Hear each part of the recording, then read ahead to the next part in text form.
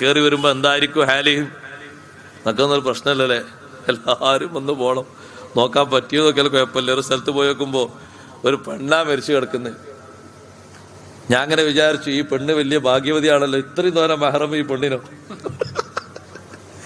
ഇത്രയും തോനെ മെഹറം. അപ്പൊ അതൊരു വിഷയമല്ല, എല്ലാവരും പോയി കണ്ടിരുന്നു. ഒരാൾ വിളിച്ചാൽ ചോദിച്ചു, അല്ല നിങ്ങളെ ഉമ്മല്ലേ? ഉമ്മയാണ്. എന്നിട്ടെന്താ പരക്കം കാണിച്ചു കൊടുക്കണം എല്ലാവർക്കും? ഇങ്ങനെ ജീവിതത്തിൽ എല്ലാവരും പരക്കം കണ്ടോണ്ടാ പരക്കം കാണിച്ചു കൊടുക്കണം?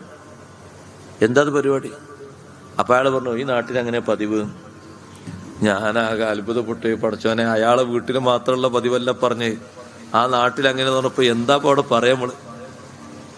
വേഗമുള്ള ഫാത്തിയും കുല്ലുവല്ല ഓതി അവിടുന്ന് തടി സലാമത്താക്കി അസ്സലാമു അലൈക്കും അല്ലാഹ് മഗ്ഫിറത്ത് കൊടുക്കട്ടെ എന്ന് പറഞ്ഞു എന്നല്ലാതെ എല്ലാവരും ഒരുപോലെ വന്നു നോക്കുക. അങ്ങനെ ഉണ്ടൊരു നോട്ടം. മരിച്ചു കഴിഞ്ഞാൽ പിന്നൊക്കെ അങ്ങനൊക്കെ ഹലാലാണെന്ന ധാരണ. അപ്പൊ പിന്നെ യാതൊരു നിയമം ബാധകമൊന്നുമില്ലേ? പിന്നെ കുളിപ്പിക്കുന്ന ആൾക്കാർക്ക് മാത്രം ഇത്ര കാർക്കശ്യം പുലർത്തി, ബാക്കിയുള്ള ആൾക്കാർക്ക് അതിനേക്കാളും കാർക്കശ്യം ഉണ്ടാകുക.